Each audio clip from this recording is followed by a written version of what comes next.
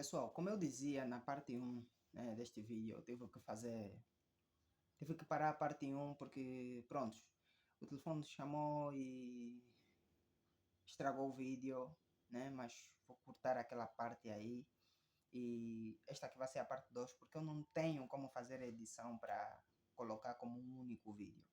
Então, como eu dizia, eu li o suficiente sobre África, sobre panafricanismo, para tentar me encontrar e esse chamado, essa ligação espiritual, né, com as minhas origens africanas e tudo mais. No entanto, eu não, ainda assim não conseguia, eu sentia que eu estava a esforçar alguma coisa, porque eu não conseguia ter essa ligação. E talvez por ter crescido na igreja, não sei, né, talvez seja por isso, há quem possa dizer que é por isso, por ter crescido na igreja, mas a verdade é que eu não consegui. Um dos livros, por exemplo, que eu li, que eu gostei bastante, passei a ser inclusive um grande seguidor, se assim posso dizer, um grande fã e leitor dele, é Cheikh Anta Diop. Cheikh Anta Diop, para quem é panafricanista, acredito que já ouviu falar do Cheikh Anta Diop, já leu, né, muitas obras de Cheikh Anta Diop. Outro autor outro escritor ou autor é o professor angolano Boubacar Namori Keita, para quem é também panafricanista angolano, talvez já tenha ouvido falar do professor Boubacar Namori Keita, né, que deu aulas na Universidade Agostinho Neto. Então, como eu estava a dizer, eu não uso creme, né, porque, pronto, primeiro porque não gosto tanto, né? Segundo porque tenho uma pele assim oleosa. Estou aqui é de manhã, ainda não lavei o rosto, por incrível que pareça, não lavei o rosto, mas já estou com a pele assim a gordurosa, né? Já estou com a pele gordurosa. Então eu nunca tive aquelas ideias aí de clarear a pele, nunca prestei atenção nisso, nunca me interessei por isso, né? Que seria caso que muita gente usaria para dizer que, olha, não gosta de África, não gosta de ser africano, não gosta de ser branco ou quer ser branco. Eu sei, né? Eu acho que todo mundo que clareia a pele ou alisa o cabelo devia ter consciência, ou se calhar tem consciência de que, independentemente do que façam, continuarão a ser negros, continuarão a ser pretos, né, até o dia que vão morrer, e que isso não tem como mudar. Michael Jackson fez as mudanças que fez na pele devido a questões de saúde, mas nem por isso as pessoas começaram a vê-lo como branco, né? As pessoas continuaram a vê-lo como negro, um negro, né, com a pele branca. Então, no meu caso, não é muito por querer ser branco ou algo parecido. Não, eu simplesmente não me identifico, né, do jeito que eu gostaria, obviamente, com a cultura africana de modo geral. Por exemplo, as roupas, as vestes, né, africanas, eu gosto bastante. Né, gosto bastante.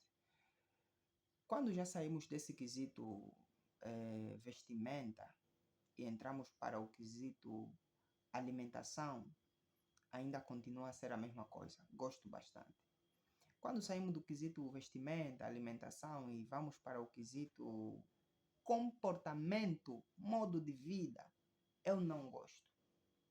Posso até dizer que 70% do comportamento africano, do modo como se vive em África, eu não gosto. Não gosto, não me identifico, não concordo, nunca gostei, nunca me identifiquei, nunca concordei. Não gosto. E vou aqui dar exemplos práticos, né, para perceberem do que eu estou a falar. Por exemplo, essa ideia de que família inclui todo mundo. Pai, mãe, filho, sobrinho, netos, tios, primos. Faz-me confusão. Sempre me fez confusão. E atenção, não precisei ter contato com comportamentos, né, europeus, porque quando se vê um negro africano, ainda mais, a ter um posicionamento que eu tenho, vem-se sempre a ideia de que, olha, tá europeizado ou europeizado, não sei como é que eles dizem até, tá europeizado, europeu entrou-lhe na mente, não sei o quê. Eu lembro que desde criança que eu nunca me senti bem com essa ideia de morar em casa com todo mundo, que não fosse meus pais e meus irmãos. Sempre me senti incomodado, sempre senti que era como se fosse uma invasão de privacidade, mas ao mesmo tempo, ainda criança, eu via aquilo como consequência da pobreza. E isso fazia-me com que eu detestasse a pobreza. Sim, eu detesto a pobreza. Isso me fazia com que eu detestasse a pobreza e pensasse que muitas das coisas que se vivem em África, que se vivem em Angola, a princípio era em Angola, eu pensava simplesmente na minha realidade. Muitas das coisas que se vivem em Angola não é cultural, não é consequência de uma cultura, não é porque não a cultura é forte, é pobreza. É consequência da pobreza. Ou seja, vive-se muita gente na mesma casa porque as pessoas são pobres. São pobres, não têm condições para comprar, para ter as próprias residências e acabam por ter muita gente num único sítio.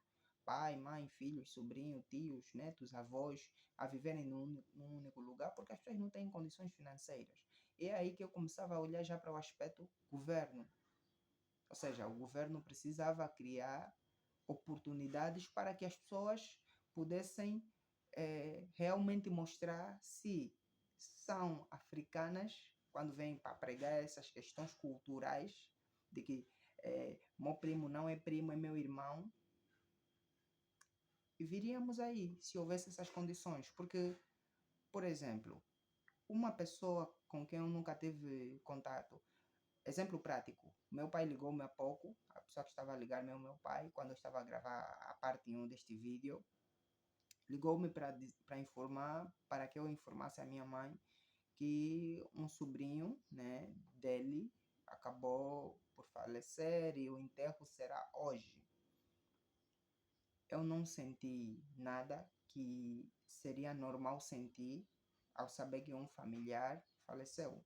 Por quê? Primeiro porque não conheço nem a mãe, nem o pai e nem o próprio sobrinho. Então, para mim, é simplesmente uma notícia. É claro que o sentimento, é claro que o sentimento seria muito de acordo a convivência não, a forma, sim, como eu dizia, o impacto da morte seria relacionado com a forma como a pessoa faleceu. Imagine que o meu pai dissesse, olha, ele foi assassinado. Eu aí teria essa empatia, não, como eu dizia, teria essa empatia não por ele ser meu primo, mas pela forma, ok? Ou seja, seria a mesma empatia que eu teria com qualquer outra pessoa, né? Que eu conhecesse ou não conhecesse. Então, é muito por isso, né? Significa dizer que a convivência dita muita coisa, as condições financeiras ditam muita coisa. Enfim, esse é um assunto que eu simplesmente estou aqui a partilhar com vocês. É apenas opiniões, não estou aqui a dizer que o que é que deve ser feito, o que é que não deve ser feito. Estou aqui apenas a partilhar. Esse meu canal, né? É onde eu partilho o meu dia a dia e acabarei, como eu já disse anteriormente, eu trarei aqui visões pessoais sobre a vida, sobre o mundo, sobre a sociedade e pronto, essa é uma das visões que eu trago hoje para vocês.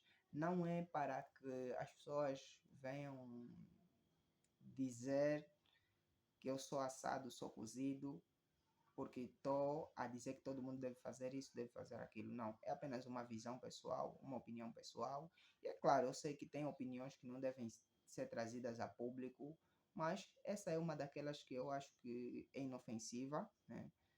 Que eu não preciso pensar antes de abrir a boca, né? Senão ainda quem vem dizer que calado és um poeta. Mas pronto, é isso aí. Então, pessoal, por hoje é isso. Estaremos juntos amanhã, né? Se Deus quiser. E até já.